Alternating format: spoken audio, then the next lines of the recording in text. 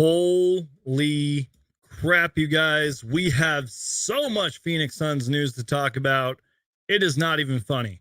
It seemed like as the day went on, seemed like every 30 minutes or hour, we got more news or more stories or more reports. So we have so much to talk about.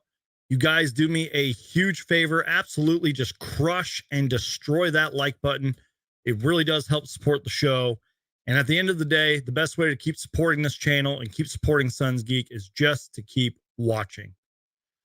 So as always, you guys do me a huge favor. Let me know how we're sounding. Let me know how we are looking. We have so much to go over. Real quick, shout out to Classy Nasty.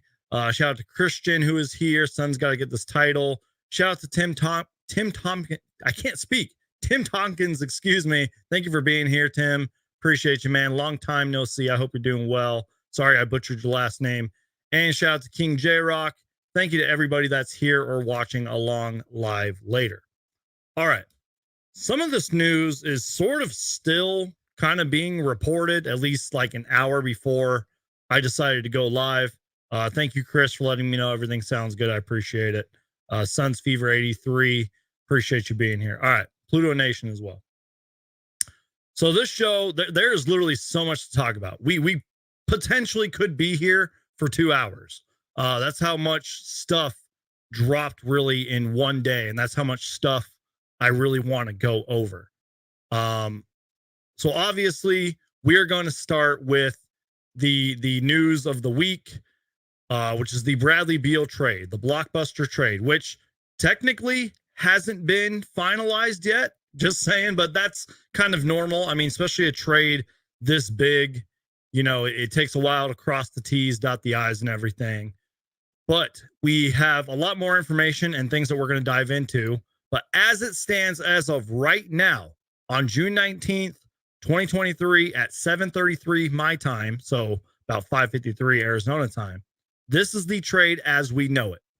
Chris Paul, Landry Shamet, and X amount of second round picks to the Washington Wizards for Bradley Beal, Jordan Goodwin. And Jordan Goodwin, we found out kind of yesterday, like later in the day, we found out that he was added. But just today, it was added not Isaiah Thomas. We're going to talk about Isaiah Thomas later. Don't get me wrong. But Isaiah Todd was thrown in the trade. Like, holy crap.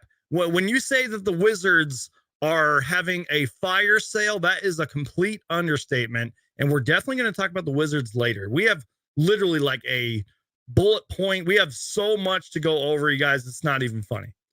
So as of right now, that is the trade. My head itches for some reason.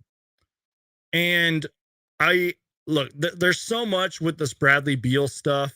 And there's lots of people that are doing a much better job than I am of breaking it all down. But this is just some things that I want to go over. So maybe you guys can kind of get to know Bradley Beal a little bit better.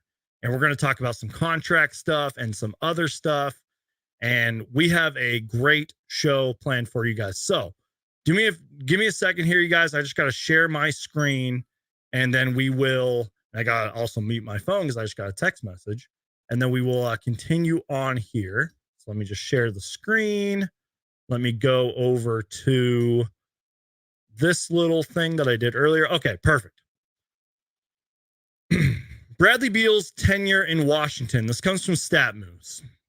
He averaged 22 points per game, 4 rebounds, 4 assists on 46, 37, 82 shooting splits.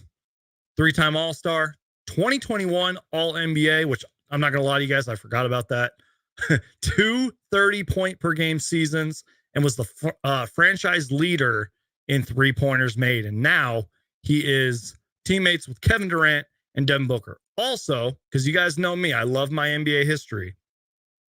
Bradley Beal exits the franchise as its second leading career scorer, just 160 points behind Elvin Hayes. NBA legend, NBA big man, Elvin Hayes. I thought that was kind of a cool little side note there. Also, I don't know why I decided to mention this, but Bradley Beal has recorded 40-plus points in 30 career games, the 10th most in the NBA since his rookie season. And then for some reason, that same tweet, I believe, added that he is 8-22 when he scores 40 plus points. But I'm sure that record will improve with Kevin Durant and Devin Booker. So I just wanted to go over that stuff. I thought that stuff was worth talking about. Also, you guys, this comes from Keith Smith, who does incredible work over at Spot Track. And he's just a great follow over there. I highly recommend go follow Keith Smith. He wrote like a whole article talking about like the X's and O's and really diving deep into the Bradley Beal Suns trade. So go check that out. But this was a tweet that I thought was worth talking about here. After they acquire Bradley Beal, the Phoenix Suns will have nearly $750 million with a B, $750 million in guaranteed money on their books for Beal, Ayton, Booker, Kevin Durant. And yes, we are going to talk about Deandre Ayton later. Those four players combined $723 million quadrillion dollars. Somebody's calling me. I got to decline the call. Sorry, guys. Because when I get a phone call, it like connects to my Mac or whatever. But yeah, a whole bunch of money in guaranteed salary through the 2027-28 season. Which, if I'm correct, Bradley Beal's contract will be over by then. And like Kevin Durant's deal, and I'm sure Booker will maybe be up for like an extension or whatever by then. But yeah, pretty much we're paying these guys close to $1 billion for the next, 4 years, 3 years, or whatever it is.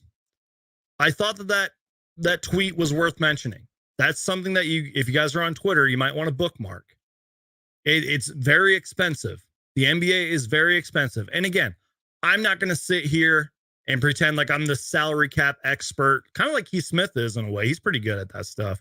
I'm not going to sit here and pretend like I know the X's and O's of the new CBA deal. I'm not going to sit here and do that because that stuff is way too complicated and you have to be very smart to understand that stuff. But I do know that the NBA is expensive, and something that I'm going to kind of talk about later is Matt Ishbia is very rich. Matt Ishbia, Phoenix Suns owner, Phoenix Suns governor, whatever you want to title him. Phoenix Suns owner Matt Ishbia is very rich. He has a lot of money. Josh Bartelstein, the new Suns CEO, president of basketball ops or whatever, and James Jones in the front office must not really seem to care about the new CBA and its little second apron and all those intimidating things that you keep hearing. They must not care about like the hard cap or the dead cap or whatever it is, the luxury tax and all that. They don't seem to care. It seems like they want to keep on adding to this roster. It doesn't matter how expensive it gets. And you know what? Maybe I will be eating my own words here. Maybe I am talking absolutely crazy, but I think I like it. And again, I am staying super optimistic about this Bradley Beal trade. You know, we talked about it yesterday. I've done 2 back-to-back live shows with the Suns Jam Session podcast. Go check out both of those shows. You know, the first show was the original reports about Bradley Beal, you know, choosing Phoenix Suns as his destination along the Miami Heat and everything. And then the second show was us reacting in live time to the Bradley Beal trade. And again, you'll see my full reaction, thoughts, you know, John and Matt over at the Suns Jam Session podcast, their opinions and their thoughts on the Bradley Beal deal. And again, I'm staying positive about it. I know that the narrative is, oh, you guys don't have a bench and you're going to have a bunch of G League players and Bradley Beal gets injured and blah, blah, blah, blah, blah, blah. I've heard it all. I heard it all when we got Kevin Durant. Whatever. It is what it is. And again, I said this on yesterday's show. Or with the Suns Jam Session podcast yesterday. I said, this deal does not get done if Kevin Durant and Devin Booker do not answer their phones or at least text message with Matt Ishbia and the Suns front office and all that. And I feel like that's really important because it was reported today. I forgot who reported it, but Kevin Durant and Devin Booker, I believe, pretty much pushed or I forgot what the word was, but they were involved in these trade talks. They wanted Bradley Beal. So it wasn't like this was just Matt Ishbia and Josh Bartelstein, James Jones being like, you know what, let's add Bradley Beal. Like, no, Kevin Durant and Devin Booker were in on these talks. And that has to go show something, has to prove something. And maybe it was the connection that they had. What was it, during the 2021 Olympics or whatever, when they won the gold medal and all that? Maybe they had a bond there from previous All-Star games or whatever the case may be, being in the league for as long as, Beal, Durant, and Booker have all been in the league. So, again, I'm staying positive about it. Whether you're watching along live right now or you're watching later, I want to hear all your thoughts, comments, and opinions down below about the Bradley Beal trade. I mean, I think even though it's been, about 24 hours now, I feel like a lot of things have been said about the Bradley Beal trade, and right or wrong, everybody has their own opinion on it. It is what it is. The trade, I mean, it's not finalized, but it seems like it's a done deal. Also, real quick, I just wanted to share this picture because I thought it was really cool. Let me just pull this up here. Once again, you guys, one-man show here. I'm literally doing all of this as I'm talking and rambling on. And stay tuned, you guys. Like I said, we have so much more to discuss. Shout out to Andrew Leesis, shared this cool little graphic right here. I thought it looked cool anyways. The big three, I guess it was designed by Art of Nova on Twitter. That's a great graphic. And again, you guys, whether you hate or love this trade, I will just say this. This is going to be one of the greatest offensive trios in NBA history. And that is somebody who has studied the history of the league. And heck, it's one of the best trios in Phoenix Suns history. And the Suns have obviously had some incredible trios, in their history. So again, in theory, fingers crossed, I am praying and hoping that these three guys can stay healthy enough so that we can have one of the best, if not the best, offense in the NBA. The spacing is going to be insane. And just these three guys on the court, you at least know two of them will be on the court at all times. That's something that we didn't really talk about yesterday, is you can kind of like flip-flop these guys, if you will. Like, you're obviously going to start all three, but maybe Bradley Beal takes a seat early in the game, then comes in with the second unit or whatever. The spacing is going to be insane. Guys are going to be wide open. And unlike we did during the playoffs, if we can actually hit some fucking threes, excuse my language, we're going to be unstoppable. So, let's move on here, because again, we got so much more to talk about. And again, some of this is sort of not necessarily breaking news, but it was reported right before the live show started and everything. And this is sort of the Deandre Ayton segment of the show, if you will. Again, you guys, let me just stop sharing my screen here. And let me just lower this little banner, because we're not really talking about the Bradley Beal trade. We are talking about Deandre Ayton and, his future in the league and some other things that have been reported around Deandre Ayton. So, as I mentioned, as of right now, the trade is Chris Paul, Landry Shamet, X amount of second-round picks to the Wizards for Bradley Beal, Jordan Goodwin, and Isaiah Todd. But it was reported that the Washington Wizards did ask for Deandre Ayton. And obviously the Suns said no. Shams Charania was on the, Pat McAfee or whatever his name is. He was on that show. And this is coming from Shams Charania of The Athletic. And he said, and I quote, "One thing that has happened since this trade is Phoenix has been getting a lot of calls on Deandre Ayton in the last 12 to 18 hours. Teams are seeing if now Deandre Ayton is a little more attainable." And then he said, "We'll see if he's going to be back on the team next year or not." So key phrases and key words there. Phoenix has been getting a lot of calls in the last 12 to 18 hours, according to Shams Charania of The Athletic. And teams are seeing if Ayton is, quote, more attainable. That is an actual quote from Shams Charania. It's on Twitter. I had the screenshot of it, but I forgot to upload it. I think I can actually upload it right now if I can find it. Once again, you guys, my apologies. One-man show here. I actually have the graphic right here. So if you guys are watching on the YouTube show, you guys can see it. Real GM wiretap.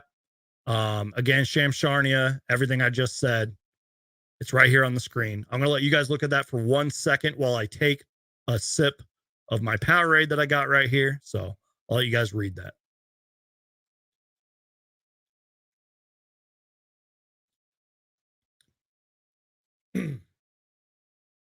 The show's flying by already. We're already 17 minutes in, and I feel like I've covered a decent amount, but we still have a lot more to talk about.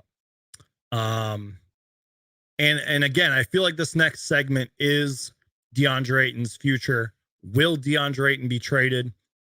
Do you guys want Deandre Ayton traded? This seems to be the reoccurring topic and discussion long before the Suns were even eliminated from the playoffs. I feel like we've been having the same conversation for a couple of years now about Deandre Ayton's future in Phoenix. Will he be traded? I highly doubt, and I'm not going to sit here and be like, oh, Deandre Ayton can go to team X or team Y or team Z. I'm not going to do that here. I suck with the trade machines, and I've seen a lot of people on Twitter who also should stay away from the trade machines as well. Some of them are crazy, y'all. Now, but I will say this. I'll put on my GM hat for a minute here. I give it like a 10% chance, and I said this yesterday with the Suns Jam Session podcast. I give it a 10% chance that Deandre Ayton is on this roster next year. I highly doubt it, especially after the report that kind of came out, like an hour before, we went live.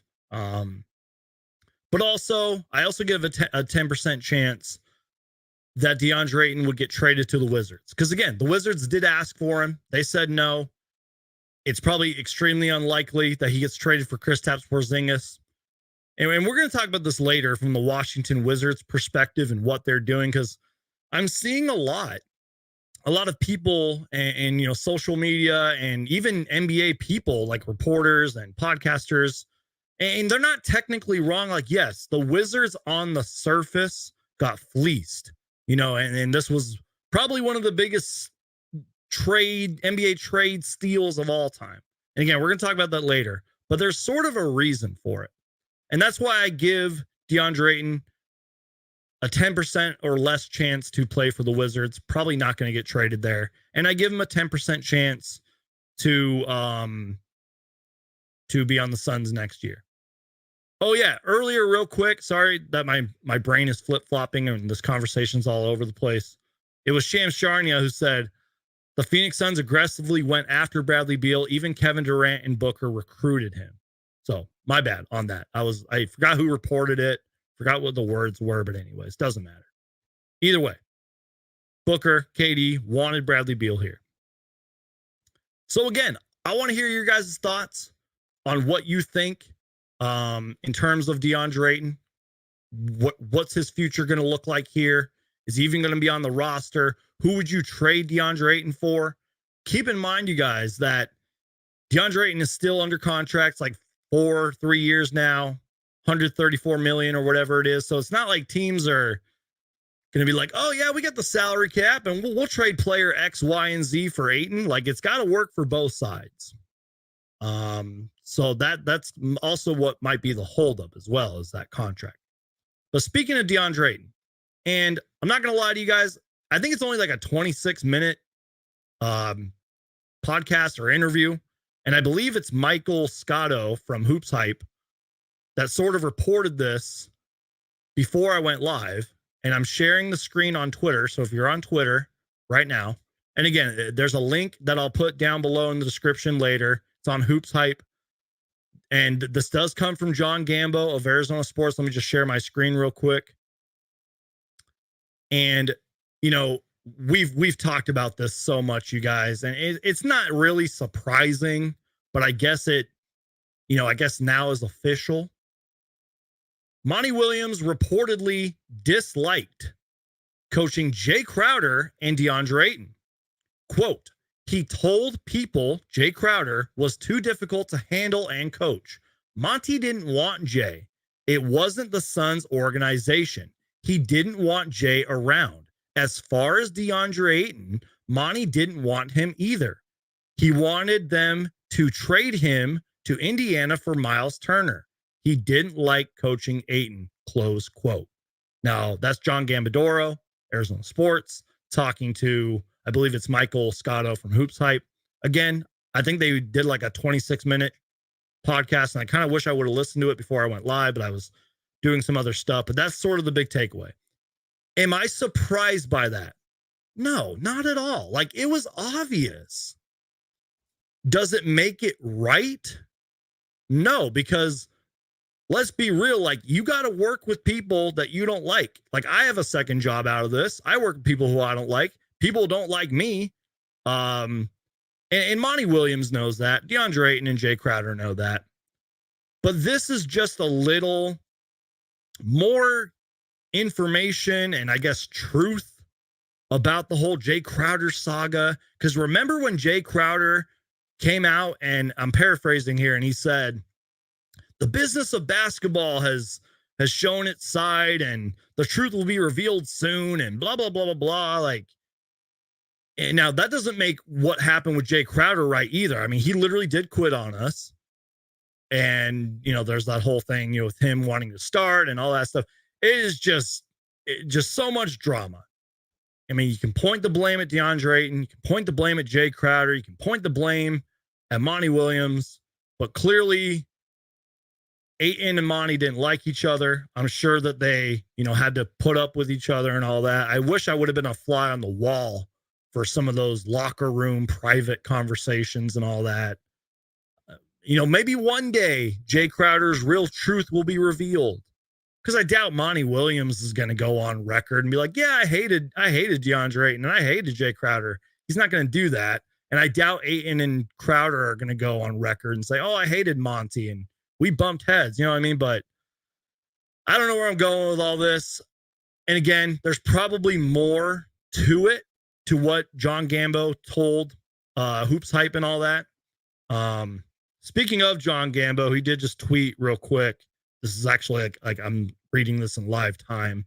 If you guys are watching, Chris Paul, I can't read. Chris Paul, my brain just froze for a minute. The Isaiah Thomas. Okay, we're going to talk about the Isaiah Thomas stuff in a minute, and then I'll read this tweet. Okay, whatever. We'll get to it. Again, the show's all over the place. One-man show. So much Phoenix Suns news going on. It's chaos. That's kind of why I wanted to wait for this show. I wanted to wait like a few hours because we just kept getting all this stuff about the Phoenix Suns. And I was like, okay, I got to just kind of wait and let things play out and let the reports keep flying in. And again, like right before I went live is when this news dropped. So, and you know what? I think that's actually a good segue to John Gambo's tweet that he just tweeted and to our next topic. And there are some things that I do want to share and show you guys here.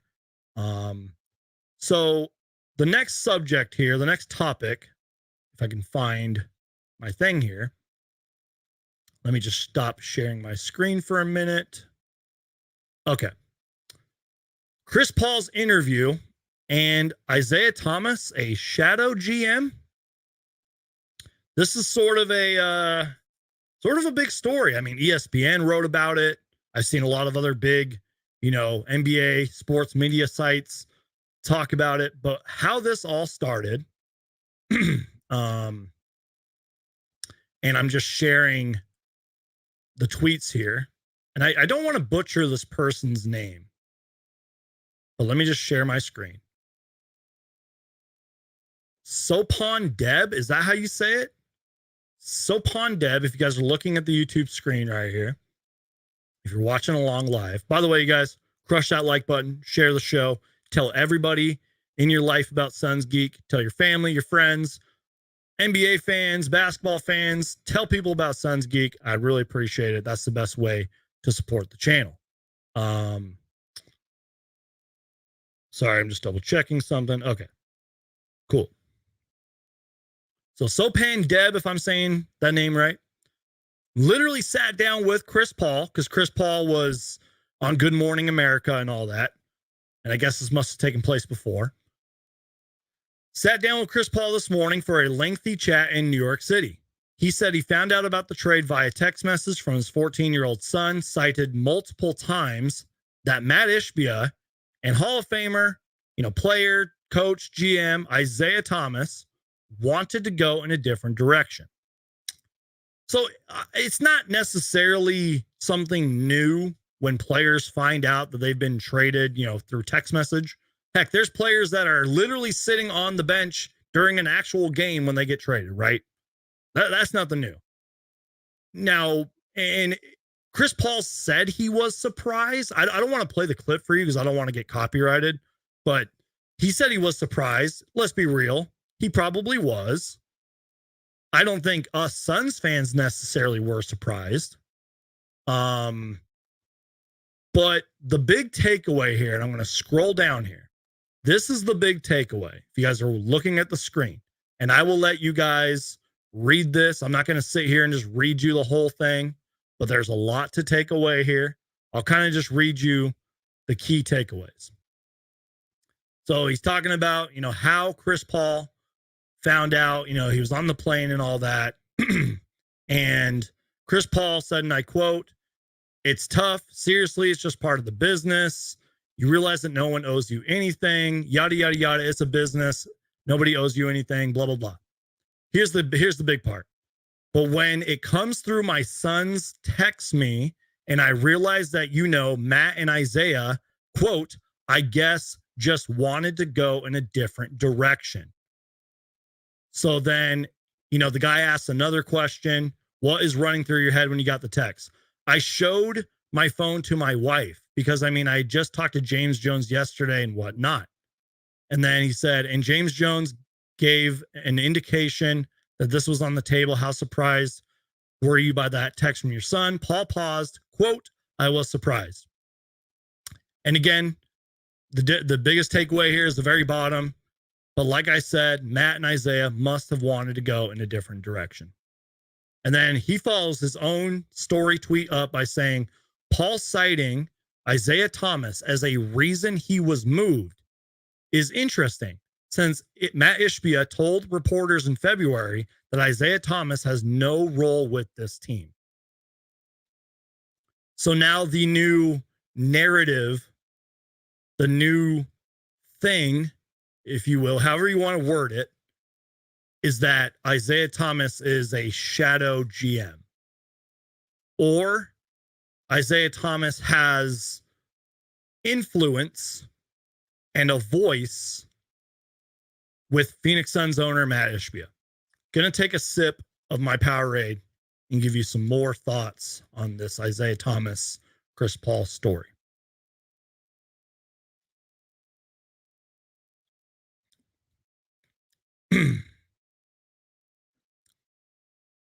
Okay. I understand a lot of people don't like Isaiah Thomas because, the domestic violence or the sexual harassment thing that happened a long time ago. I understand it. And I'm not trying to make an excuse or whatever the case may be. I get it. That, everyone has their own opinion. If you don't like Isaiah Thomas, I can't control that. And I'm not saying what he did was right. Obviously, it was very wrong. Whatever. It is what it is. It's in the past. It is what it is. I will say this, though. If we're just talking basketball, if we're talking NBA and Phoenix Suns basketball, is Isaiah Thomas being, quote, a shadow GM, or maybe in Matt Ishbia's ear, or having, influence to the decisions, of Matt Ishbia's decisions and how he's going to run this team and the Bradley Beal trade and whatever other moves are going to surface? It's not necessarily a bad thing. Ooh, I hit my microphone. Here's why I don't think it's a bad thing. Because let's be real. We all see the Twitter memes. Matt Ishbia, was a college basketball player, was coached by Tom Izzo, Michigan State and all that. Let's be real, though. Matt Ishbia didn't even play in the NBA. Matt Ishbia is not a Hall of Famer. Matt Ishbia was never a head coach in this league. and was never a GM. I mean, I know he's the owner, but he was never like a GM. You know what I mean? So my point being is that it's not necessarily a bad thing to have a Hall of Famer, Isaiah Thomas, who I know there's probably a lot of the younger audience out there watching the show, and I do appreciate it. I really do. But Isaiah Thomas is one of the best point guards or guards of all time. He's one of the best players of all time. You know what I mean? And I know there's that whole Dream Team Jordan drama and all that shit, and even the Magic Johnson drama too, but still one of the greatest players of all time. Detroit Bad Boys, you know. And look, yes, his coaching career was pretty much a disaster. Same thing with him being a GM. I get it. Don't care, whatever. The NBA's changed a lot since those days. He does know the game of basketball. He really does. Now, I'm not saying every, thing that Isaiah Thomas says on the broadcast and on NBA TV that I agree with. And I'm not saying, let's say that this shadow GM of Isaiah Thomas is a real thing. I'm not saying that every move that Isaiah Thomas is going to tell Matt Ishbia to do, first off, Matt Ishbia doesn't really have to listen. He can get his input on it, but doesn't mean that he's going to do it. But point being, I don't agree with everything Isaiah Thomas says, but does he know basketball better than Matt Ishbia? Absolutely. So that's sort of my thing on it. Also, maybe it's because Chris Paul was with us, for the past few seasons, and he's one of the greatest Suns ever. I kind of feel bad for Chris Paul. I don't mean to get in my feelings and all that, but it's true. I kind of feel bad for Chris Paul. Go watch that interview on Good Morning or Good Morning America or whatever it is. They only spent 40 seconds on it, I believe, or less than a minute. But Chris Paul, I'm sure he knew the question was coming and all that. He probably could have been hey, don't talk about the trade. Don't do that. But I don't know, maybe he didn't. Kind of feel bad for him, especially since he had to find out through his kid and whatever the case may be. And I don't know. I just feel bad. And again, like I said on yesterday's show, and like I'm going to talk about later in the show, Chris Paul is one of the greatest Phoenix Suns of all time. Whether you love Chris Paul or whether you hate Chris Paul, he's one of the greatest. One of the greatest Phoenix Suns players of all time. One of the greatest point guards of all time. I love Chris Paul. I'm going to miss Chris Paul. And I hope he wins a championship one day. It would have been awesome for him to win a title with us, but I hope he wins a title. So, speaking of Matt Ishbia, I thought we were going to be here for 2 hours, but we're kind of flying through this. I want to kind of just talk about Matt Ishbia's, what's the word I'm looking for? Matt Ishbia's time so far with the Phoenix Suns. He's only been here since February? And it seems like he's been here a lot longer, for better or for worse. Again, I'm trying to stay as optimistic and as positive with Matt Ishbia running our team. Because, first off, I was oh, it's James Jones. He's still running the team. He's still our GM, and he's making the moves. No, clearly it's Matt Ishbia, Josh Bartelstein, CEO and everything. And then it's James Jones, so. And that's sort of the point of the Isaiah Thomas thing and all that stuff. Let me just pull up this little graphic real quick, and then we will continue on. I just want to talk about Matt Ishbia for a moment, and then we'll continue on with everything. So this tweet comes from Front Office Sports. Just share that. Okay. In Matt Ishbia's first 5 months as the new owner of the Phoenix Suns, the team has traded for Kevin Durant, fired Monty Williams, hired Frank Vogel, traded away Chris Paul, and traded for Bradley Beal. Again, this tweet comes from Front Office Sports.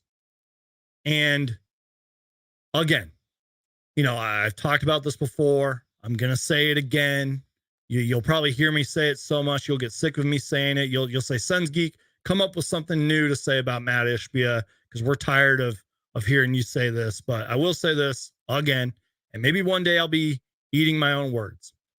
But at least Matt Ishbia is doing something. You know, it makes Robert Sarver's tenure, it makes the Robert Sarver era look worse. You know, obviously all that off the court, you know, the scandal and the sexual harassment things and the sexist stuff and all that.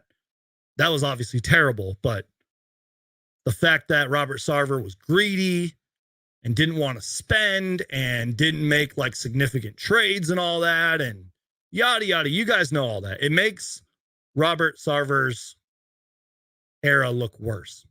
And that's my point. At least Matt Ishbia is doing something. And again, if Isaiah Thomas, Hall of Famer, is in Matt Ishbia's ear and saying, Matt, you got to do this. You got to make this move. You got to trade for this player. You got to sign this guy. That's probably not a bad thing, right? Maybe I'm stupid. Maybe I'm delusional. Maybe I'm way too optimistic. That's how I look at it.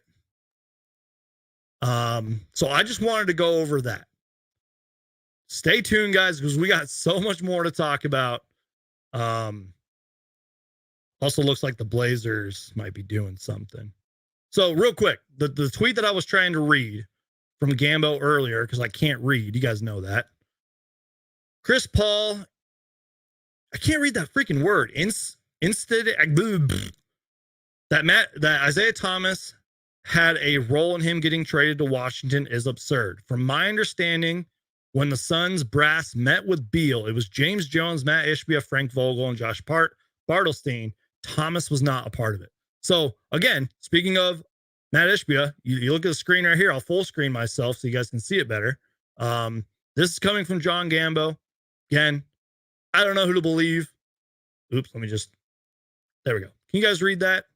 Because I can't freaking try and get it to focus. Again, guys, one man show.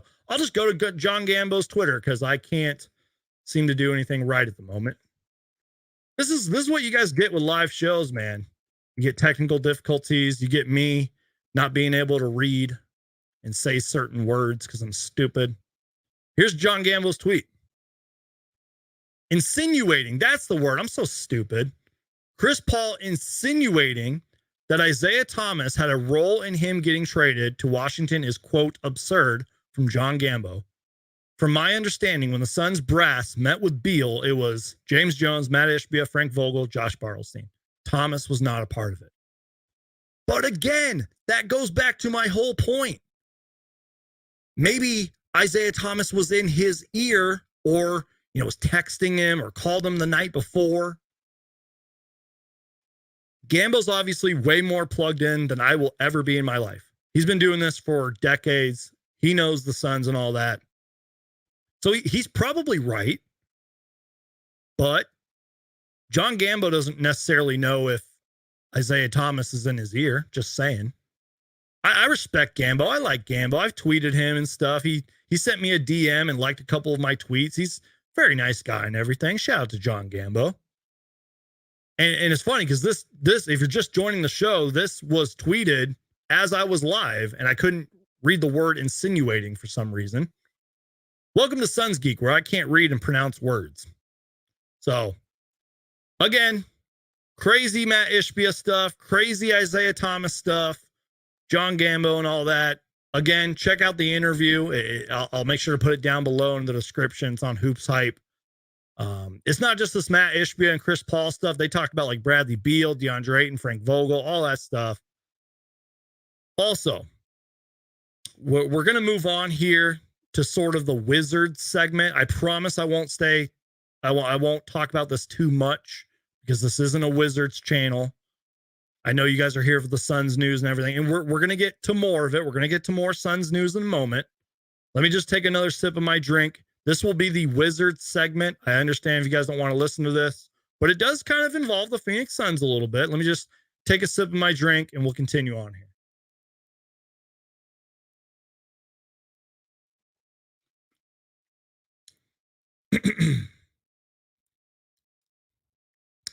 Okay.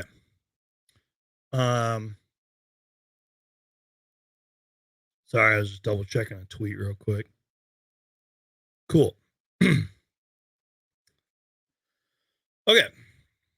This is the Washington Wizards segment. I know you guys don't really care what the Wizards are doing, but again, without the Wizards, we wouldn't have Bradley Beal. And this is also something that I think is getting overlooked. And that's what I do want to call this segment.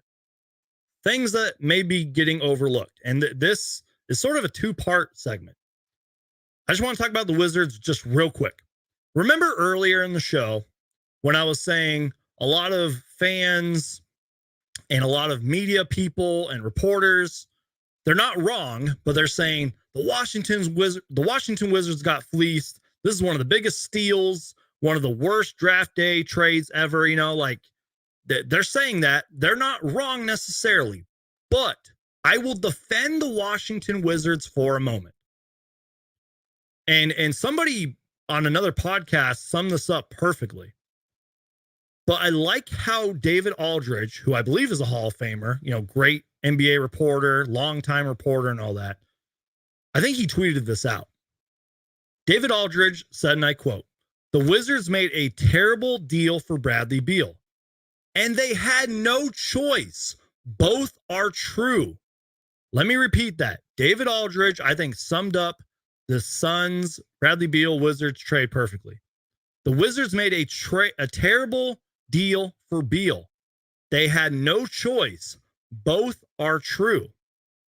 And again, somebody else on another podcast summed it up so perfectly. This is, you know, new president of basketball operations, Michael Winger over in Washington, and whoever the GM is and all that. This is them pretty much cleaning up somebody else's mess. And that is an understatement. It really is. You know, they are literally clearing the books, and they're probably going to be the worst team, if not like a top 5 worst team, at least for the next 2 seasons. So maybe by like what, 2025, 26, maybe they'll kind of have things together. Maybe they'll have like a young core. You know, we'll see what happens, right? Also, I was reading an article on The Athletic here, and I'm not going to sit here and read you guys this entire thing because it will get boring.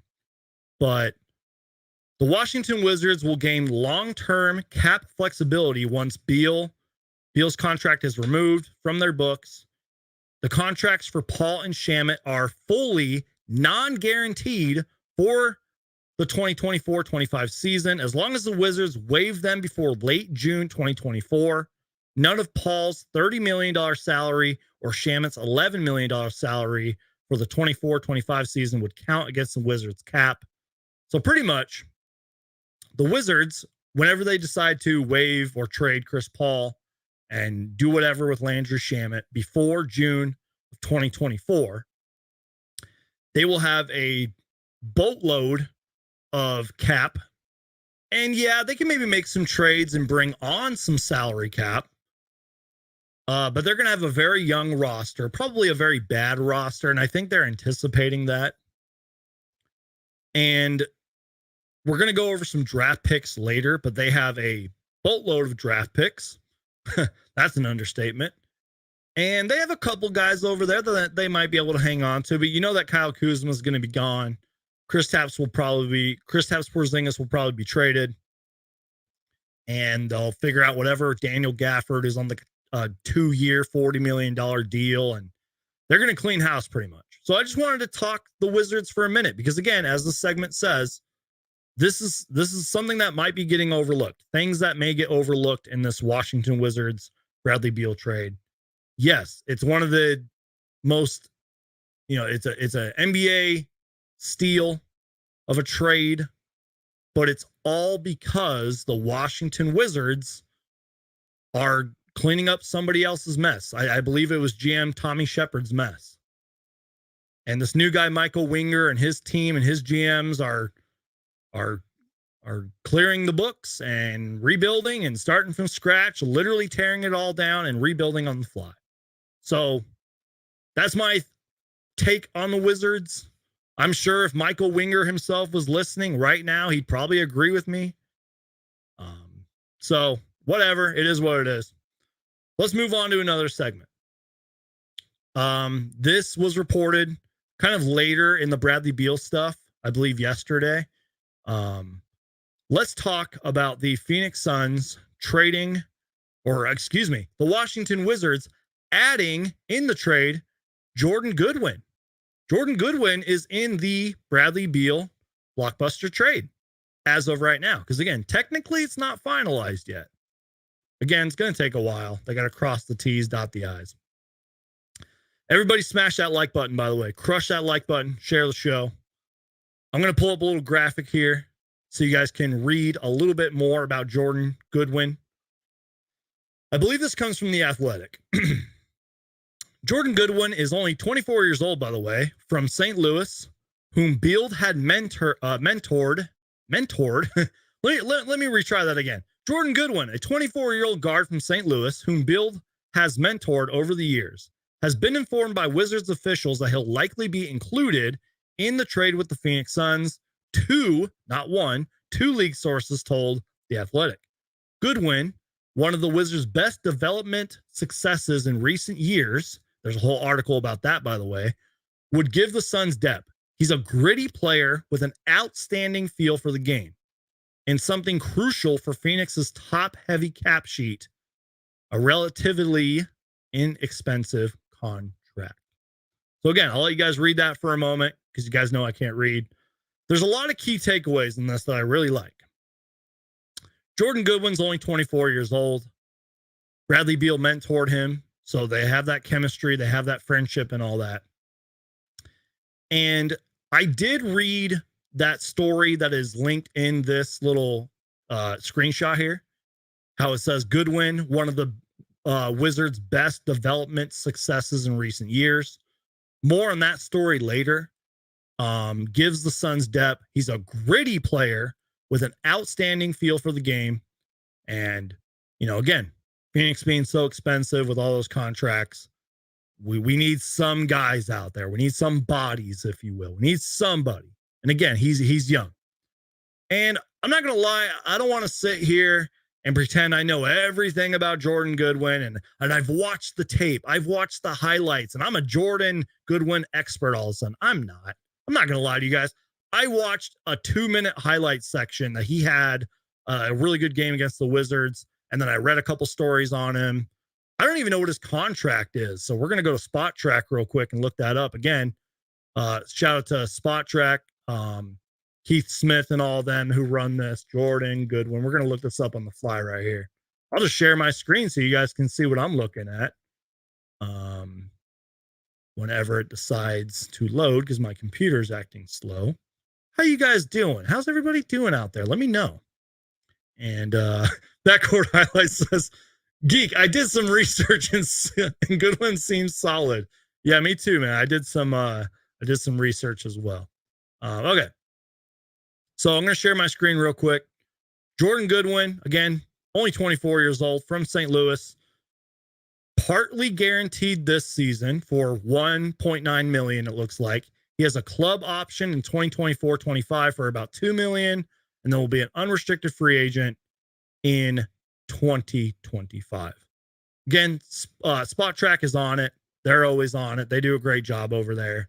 Go check out the website. You want a little more information on Jordan Goodwin. And again, I'll pull up this little thing one more time so you guys can read it. A little bit more information, sort of a good short example of the kind of player Jordan Goodwin is. But a couple more things on him. There was a story that was linked in this article about him being one of the best developed successes in Wizards history.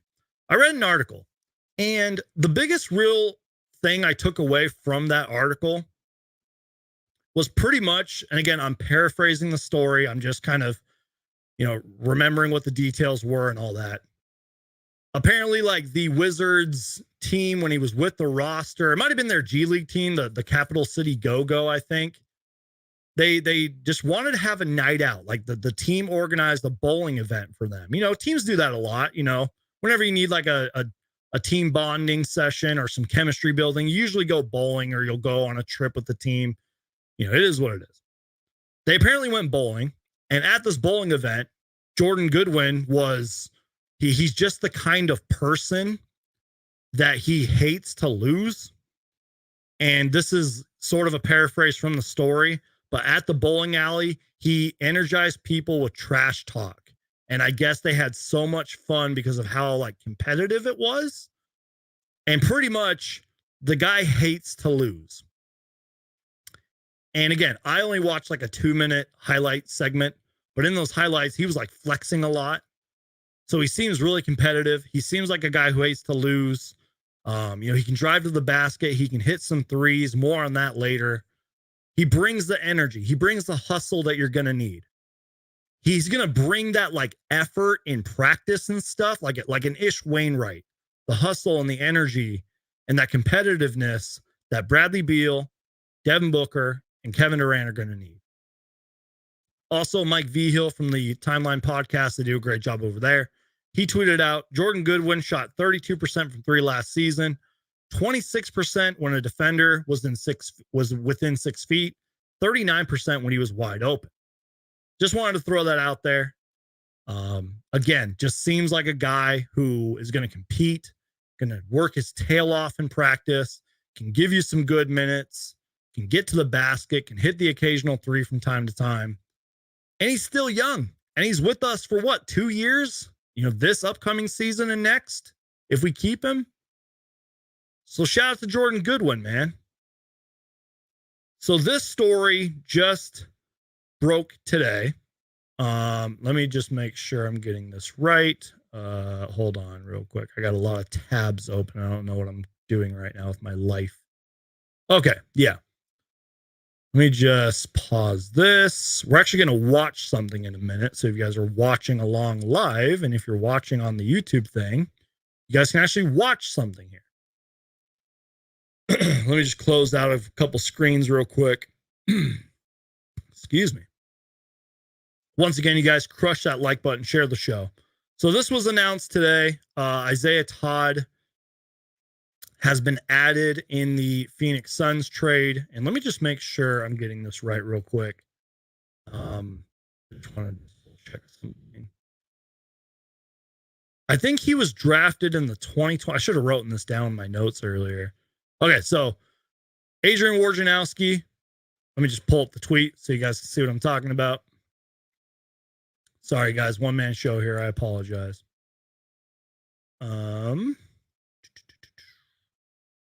Let's share the screen. Sorry, guys. Sorry for the dead air right now. My apologies. All right.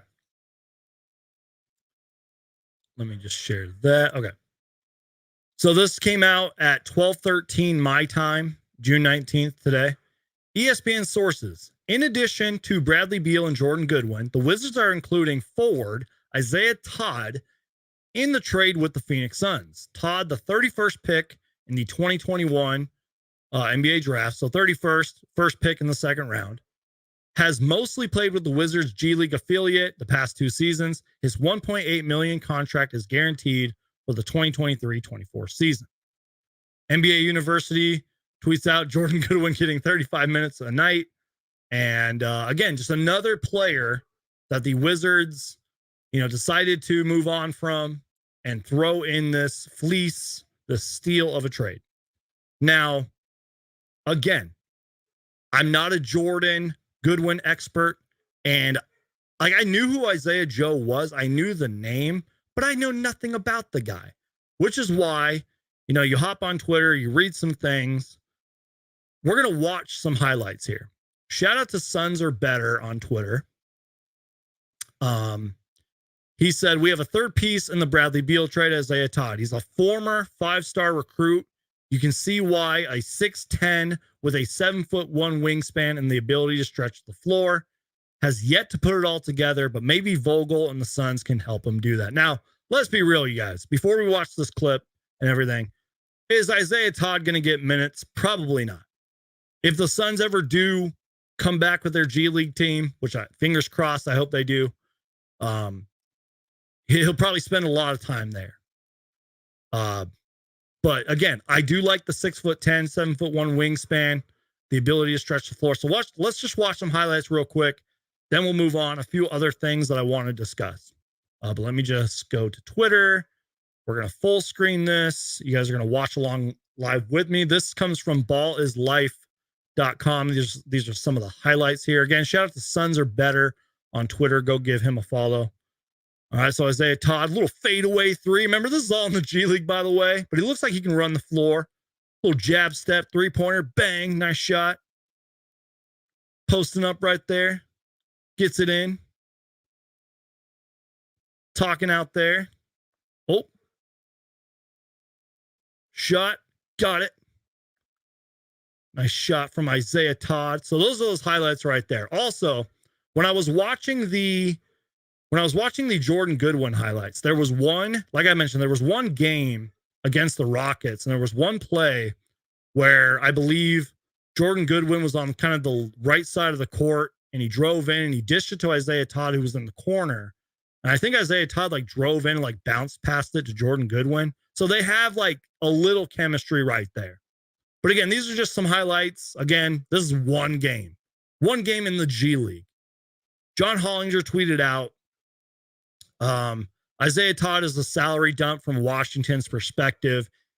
Isaiah Todd was terrible in the G League, but for Phoenix, it saves a bit of money on their gigantic luxury tax payments because of his 1.84 million salary is less than projected of the veterans minimum of 1.99 million. That comes from John Hollinger. So again, I'm not going to sit here and be like, oh, I know everything about Isaiah Todd and I know everything about Jordan. I don't. This was me literally just doing research and looking at stuff today. But as of right now, these are the two newest players in the Phoenix Suns team. This new direction, this new big three, Bradley Beal, Booker, KD trade. My apologies, guys, if you can hear my dog barking. I'm sorry, guys. So that's the Jordan Goodwin and Isaiah Thomas. I'm going to butcher that so much if we keep Isaiah Todd. That is the Jordan Goodwin and Isaiah Todd segment of the show. So we're going to dive into a little bit more Phoenix Suns news and things that I want to talk about, things that I want to discuss.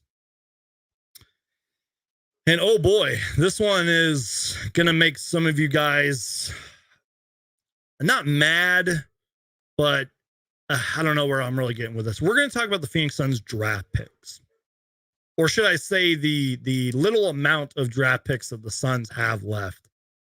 I read two different things here about the Phoenix Suns' current draft picks situation, and I'm literally going to title it that. Like, this is the Suns' draft picks situation, because we don't have like any draft picks, if you will. Let me just pull up some things real quick. My apologies. And again, if you guys are hearing my dog bark, I do apologize. Anyways, the Suns draft pick situation. Now, I have a tweet I want to show you, and then I have a screenshot that pretty much say the same thing. Let me just share my screen. You guys are kind of getting a little behind the scenes here of how I'm doing this on StreamYard. Shout out to Evan Sedry. Great follow. Covers, the NBA for Forbes and used to be with the Basketball News and SB Nation. So here is the Phoenix Suns draft pick situation as of June 18th, 2023. The Suns' first round picks throughout the remainder of the decade are now out of their own control. Now, there's a little bit more to this than what he tweeted, but he is pretty much right. 2023, our first round pick goes to the Nets. As of right now, we do have our 52nd pick in the second round. So pick number 52 will be on the Suns as of right now, unless for some reason it gets traded in the Washington deal. We'll see. 2024 Wizards right to swap. Now, I want you guys to remember that. If I am correct here, Someone fact check me if I'm wrong. Technically, the Suns have the pick, but they cannot trade it. And if the Wizards say, yeah, we want to swap your pick for ours, they can do that. So pretty much the Wizards own it. 2024. The Nets own ours in 2025. Wizards 26. Nets, Wizards. I don't even know how many second round picks the Suns have left after this deal. I believe they had like 5, and now it's probably like 2, if they even have that. So I just wanted to share that. Again, there is another thing. Let me find it. I thought I had it. Oh, here it is. I got to upload it. My apologies. It'll take 2 seconds. But yeah, pretty much, you guys, the Suns have no draft picks as of right now. Now, maybe they could somehow swing a trade for a pick if they really like somebody in the draft. But this also comes from The Athletic, and I'll lower this so you guys can read it. Get this little thing out of the way here. You know, they talk about acquiring Chris Paul's contract, blah, blah, blah. This is the Suns' current draft pick situation. I'll let you guys read it. You know, again, they owe a future pick to Brooklyn, but they keep the second round pick this year as of now, pick number 52. And again, look at this graphic. They own the first round pick, but it can't be traded, can be swapped, second round picks. So it's all right there. And then this goes all the way to 2030, you guys. Like, holy cow, man. And I said this before the Bradley Beal trade. I said this during, you know, when the Bradley Beal trade happened. I said, I kind of wish we would have kept like one of our future first round picks. You know, like that way you bring on somebody that you can like develop, or maybe, you know, a recency bias example here. Somebody that can contribute right away, like a Christian Braun as a recent example of that. You know, so again, according to The Athletic and their research on all the picks, the Suns have like 0 picks pretty much. I think we might have maybe a couple seconds, but that's it. Like, holy cow, man. Again, I just wanted to go over that segment. Thought it was worth talking about. I wish we could have at least kept one of our picks. Oh, by the way, for anybody who cares, I don't know why I didn't mention this earlier. Jordan Goodwin, 12 points, 3 rebounds, 5.6 assists, 2 steals over 7 starts last year in Washington. Just saying. All right. 2 more segments, and then we are going to wrap up the show. Maybe you guys can ask some questions. You know, maybe we'll go for like another 20 minutes, but I just wanted to go over this next couple of things here. This tweet comes from Mike V. Hill, again, from the Timeline Podcast. Go give him a follow. Great content over there. Great follow and everything. Excuse me. So if you're looking on the screen right now, and of course, this is ESPN, because ESPN is just a bunch of haters and everything. This comes from ESPN. This is apparently their grades. He tweeted this out. He said, tanking is actually better than trying to win. Yeah, this is just kind of embarrassing from ESPN's part. They gave the Phoenix Suns a B-, or excuse me, they gave the Washington Wizards, a B- for the trade. And apparently they gave the Phoenix Suns, as you can see on the screen, a D. So apparently tanking is actually better than trying to win. Just wanted to share that. Yeah, that's why, you know, I understand like ESPN, you know, they're the worldwide leader in sports and all that, but just, you know what I mean, guys? It's just embarrassing. All right, last topic, and then I'll take some questions, and then we'll probably wrap up the show, because I have kind of talked about everything I want to talk about. Just going to share this last tweet from StatMoose here. Just share that. Go right here. Okay. I just wanted to say again, and I sort of talked about it earlier, I just wanted to say thank you to Chris Paul from the bottom of my heart. You know, the Phoenix Suns have had a lot of incredible guards in their history. I mean, we're talking Dick Van Arsdale, you know, Paul Westphal, Kevin Johnson, Jason Kidd, Steve Nash. The list goes on and on. Probably guys I'm forgetting. We've had some incredible guards in our history. And Chris Paul is maybe top 3 Phoenix Suns guard of all time, maybe number 1 in some people's eyes. This comes from StatMoose. Chris Paul's tenure in Phoenix, 15, 4, and 10. That's what he averaged as a Phoenix Sun. Shot 48, 37, and 87% shooting splits.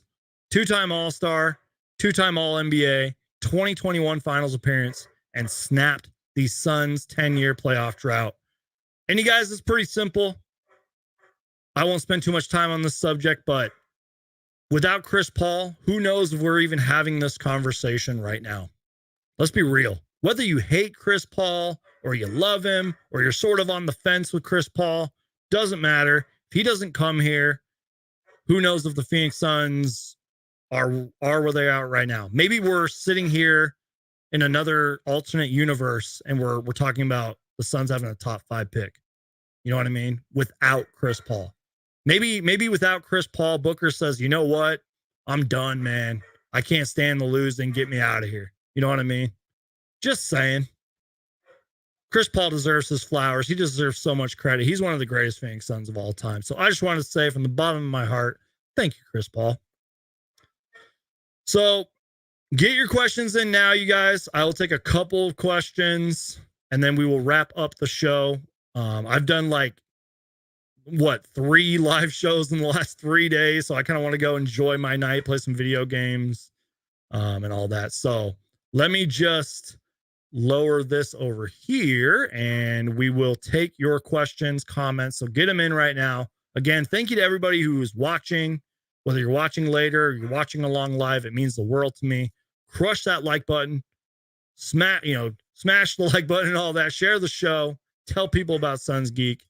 And let me just get to some comments or questions here. Oh yeah, by the way, one last thing I'll say while I'm waiting for questions and comments to roll in, because the StreamYard chat takes a while to update. I just want to remind people of this.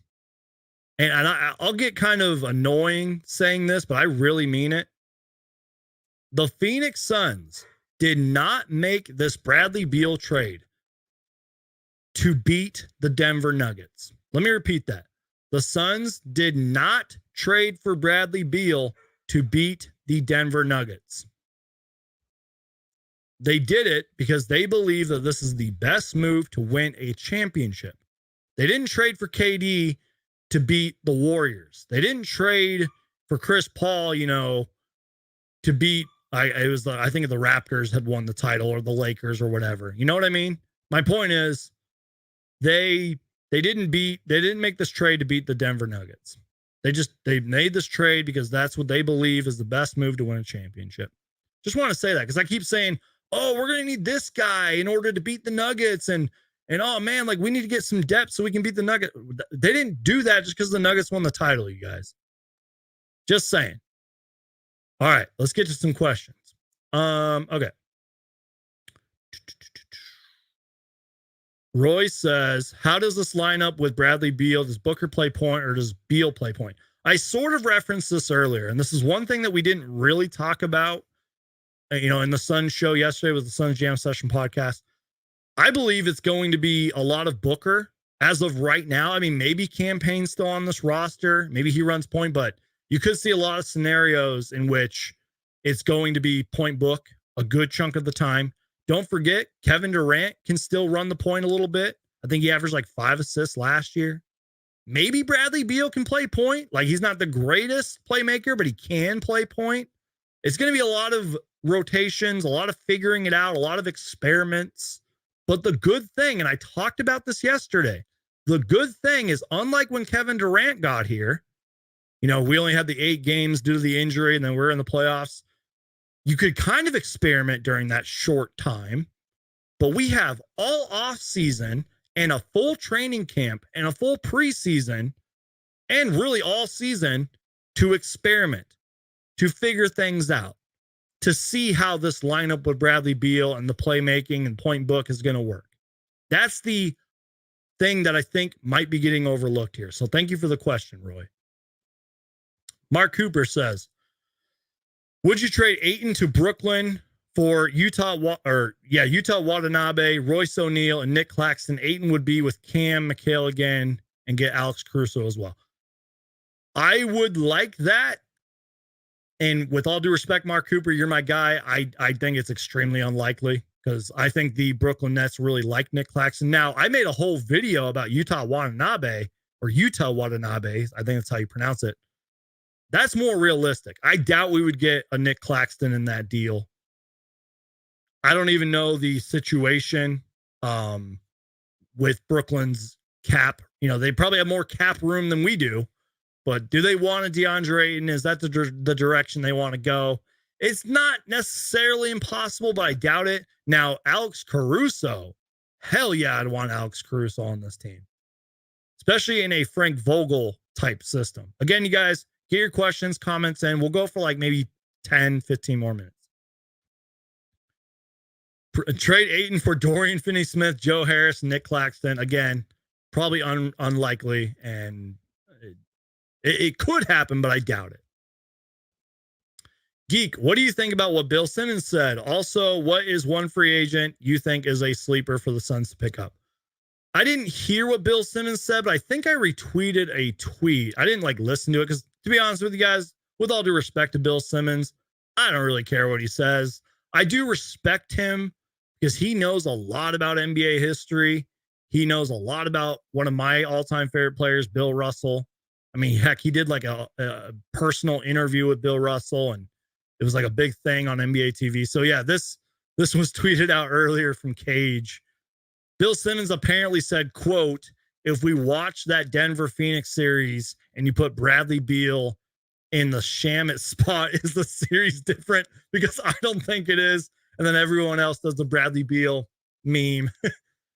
That's why I don't care what Bill Simmons says, man. Because it seems like he's sort of a casual when it comes to the Suns. If that's a real quote, and I'm assuming it is, and again, I didn't hear the whole thing. If Bill Simmons really thinks that, dude, that's one of the worst takes and opinions of all time. But I did retweet that.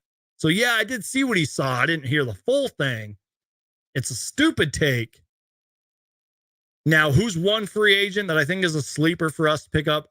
Honestly, even though we sort of went over the list with the Suns Jam Session podcast, right now my brain's fried. I have no clue.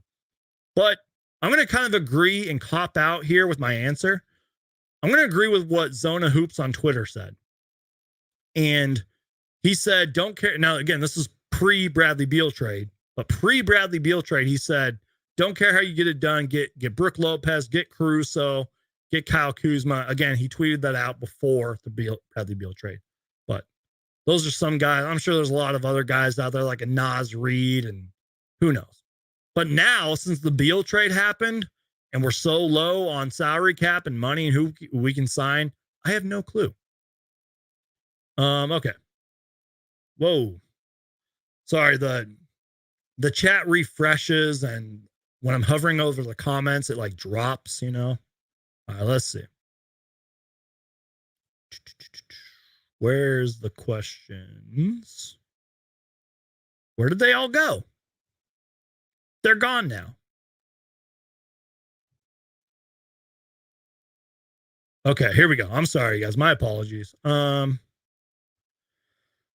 If we keep DA, I won't be mad. Want to see how he responds to Vogel. I 110% agree with that. I even said yesterday, I feel like James Jones might be a little stubborn and keep Deandre Ayton just to see how things are. And again, if he's the same old DA at the trade deadline, just trade him. And then might trade value like Markieff Morris, guys. I'm telling you, Markieff Morris I give it a 1% chance that Markieff Morris ever plays for the Phoenix Suns again. We're not trading for Markieff Morris. I'm sorry. If it happens, that's crazy. Okay.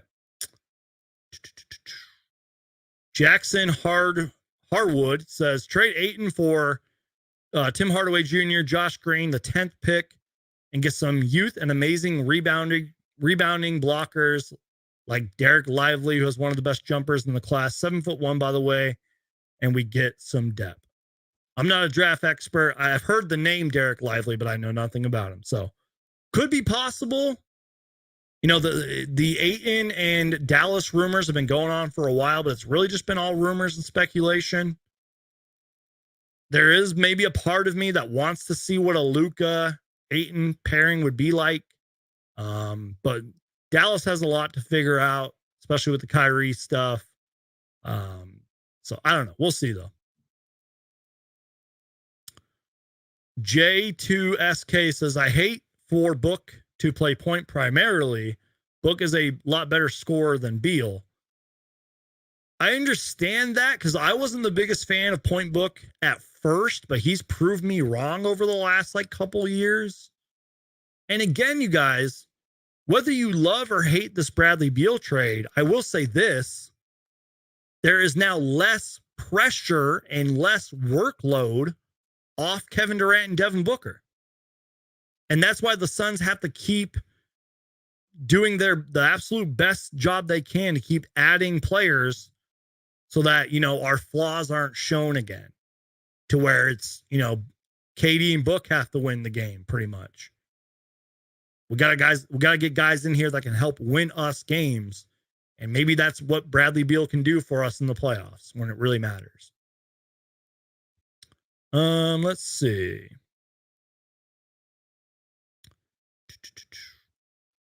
Pre-rush. Todd and Goodwin will be awesome. Just watch. Vogel loves long guards. I agree with that. These guys will play with some serious heart because of all the airtime and eyeballs. That's a good point. I agree with that.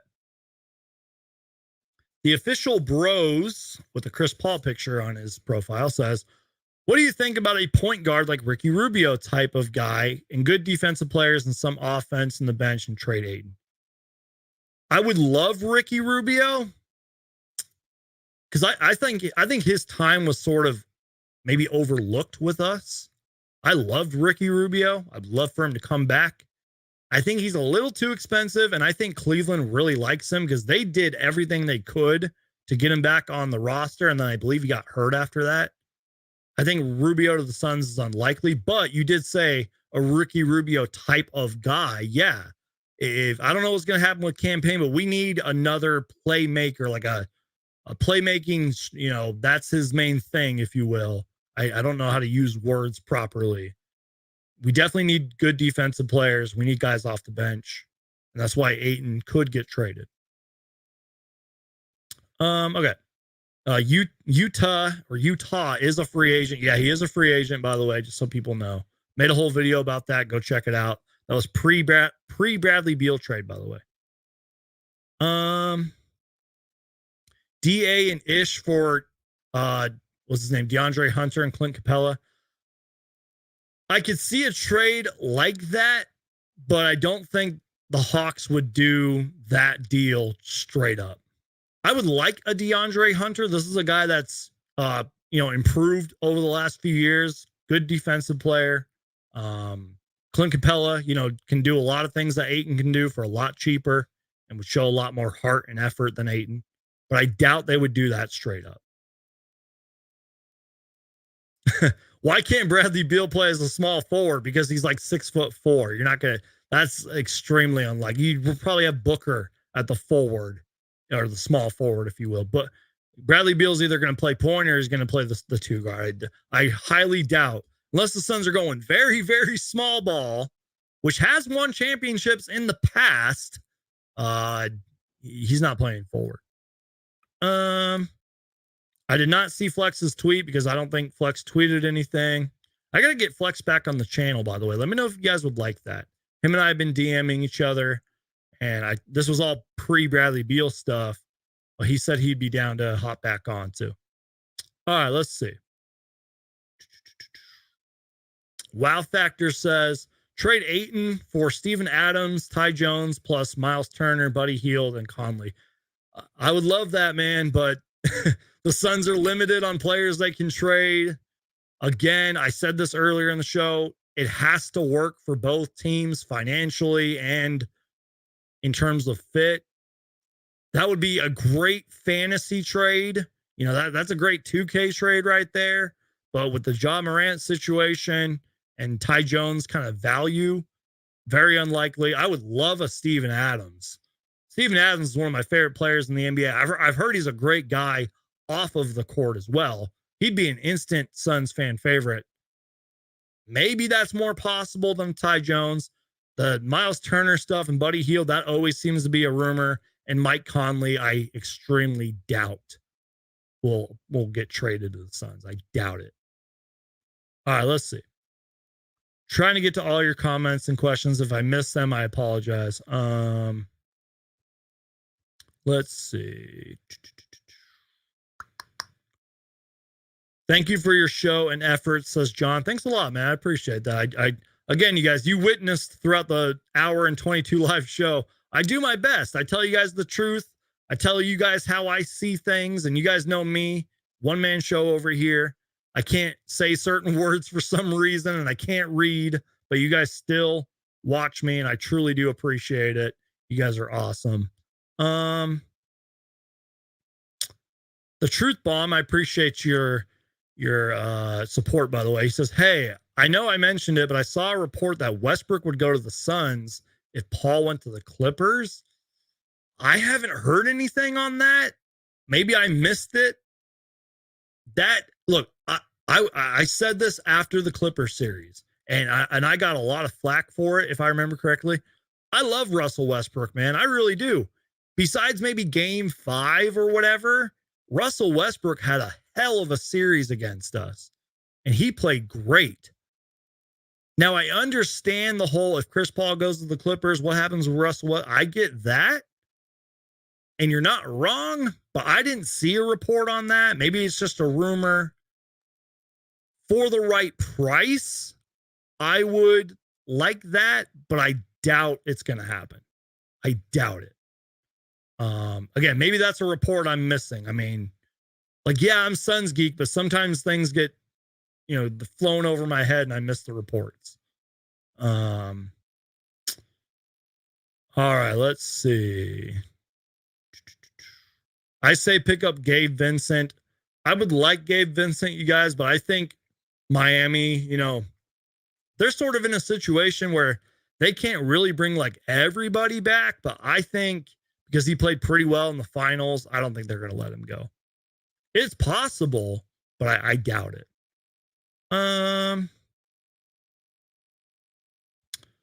Just getting to some last minute comments here. Yeah. All right. So I think that's it, you guys. This has been a great live show. Again, I truly want to thank you guys from the bottom of my heart for watching. And again, just the fact that you guys keep supporting me and keep watching me is absolutely incredible. Thank you for dealing with the fact that I can't read. Thank you for the fact that I am a one-man show and you guys keep supporting and watching. It truly means the world to me. That is an understatement. Like, without you guys, I'm literally just a guy talking to a camera and giving my thoughts about the Suns. If you guys have your phone and you guys want to follow me on social media, all you got to do is just scan that tiny little QR code. I got to make that a little bigger, by the way. But if not, just search Suns Geek on YouTube. Follow me on TikTok. That's what I call it, TikTok. Follow me on Twitter, by the way. Just search Suns Geek and you'll find me on a lot of different social media platforms. Again, you guys, your support is endless and I truly appreciate it. It means the world to me. You guys allow me to have time off from my other job. And again, the best way to support the channel, you guys, is just to keep watching. I say this at the end of every live show, but there's a lot of great Suns content out there. I watch and listen to a lot of the great Suns content out there, but you guys keep watching me. And I truly appreciate that. It means the world to me. I can't thank you guys enough. You're all amazing. I love you guys. So search Suns Geek on social media or just Google it or whatever. You'll find me. I love you guys. I'm out of here. Follow me on Twitter, Instagram, TikTok. You guys are all amazing people. God bless you guys. Stay safe out there. Who knows? Maybe I'll be back tomorrow and we'll be talking about like a Deandre Ayton trade or something. I don't know. If not, though, you guys, check out the live show with the Suns Jam Session podcast. Check out the past 2 live shows. Check out that Utah Watanabe video I did. Check out everything on the channel. Just keep watching. Share the show. Tell your friends about Suns Geek. I love you guys. If it has to deal with the Phoenix Suns, I'm going to make a video about it. And as always, go Suns. Peace.